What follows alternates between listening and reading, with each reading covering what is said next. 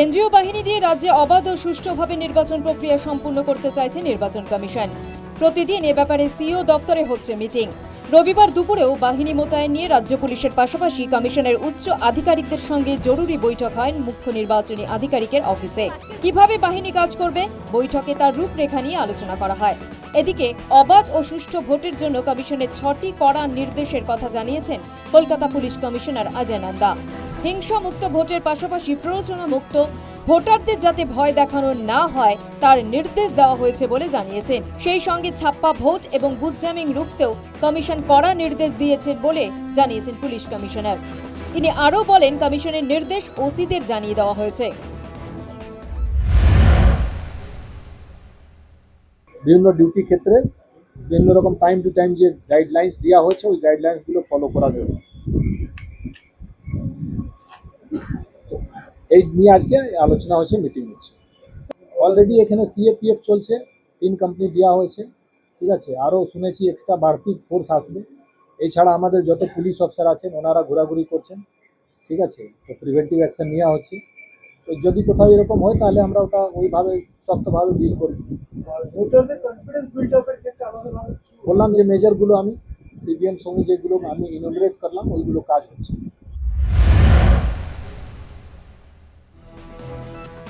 Vote গ্রহণের দিন যতই এগিয়ে আসছে ততই উত্তপ্ত পরিস্থিতি তৈরি হচ্ছে দক্ষিণ 24 পরগনার ভাঙড়ে। রবিবার তৃণমূল আইএসএফ সংঘর্ষে চাঞ্চল্য ছড়ায়। তারই মধ্যে ভোটের আগে পুলিশের প্রস্তুতি কেমন চলছে তা খতিয়ে দেখতে ভাঙড় থানা এলাকা ছাড়াও নরেন্দ্রপুর, সোনারপুর এবং বারুইপুর থানা ঘুরে দেখেন প্রেসিডেন্সি রেঞ্জের ডিআইজি কঙ্কর প্রসাদ বারুই। থানাগুলির আধিকারিকদের সঙ্গে বৈঠকও করেন।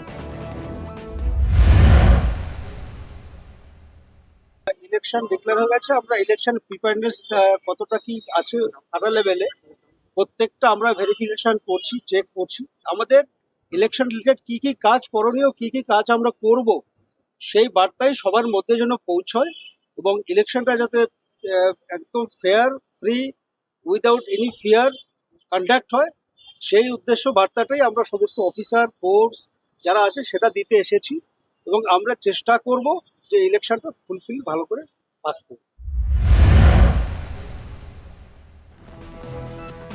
বাহিনী মোতায়েন নিয়ে নির্বাচন কমিশনের বৈঠক নিয়ে মুখ খুলেছেন বিরোধী দলগুলি। শান্তিতে ভোটই একমাত্র লক্ষ্য বলে জানিয়েছেন তারা। একটাই বক্তব্য, আমরা যাব প্রত্যেকটা মানুষ ভোট দিতে পারে নির্ভয় নির্বিঘ্নে, আর সন্ত্রাস না। এই তো কথা।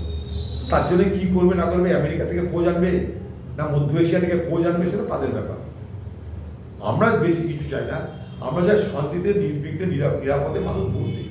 নন্দীগ্রামের আইসিআই মনীন্দ্র মন্ডল আমাদের মন্ডলের জিএসপি 4 বার আইপ্যাকের সঙ্গে বসিয়েছে যোগদান করার জন্য। নন্দীগ্রাম এক পঞ্চায়েত সমিতির সভাপতি শ্যামল সাউকে 5 বার বসিয়েছে। সিসিটিভি ফুটেজ আছে আমার। এগুলো কাজ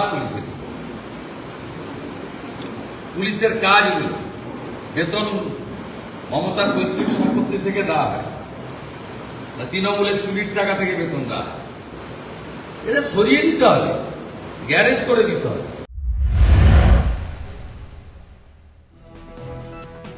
অবাধ ও শান্তিতে ভোট করতে ইতিমধ্যেই রাজ্যে এসে গিয়েছে কেন্দ্রীয় বাহিনী। আগামী দিনে ধাপে ধাপে আরও বেশ কয়েক কোম্পানি বাহিনী আসার কথা। মোট 2400 কোম্পানি বাহিনী আসবে রাজ্যে। News time.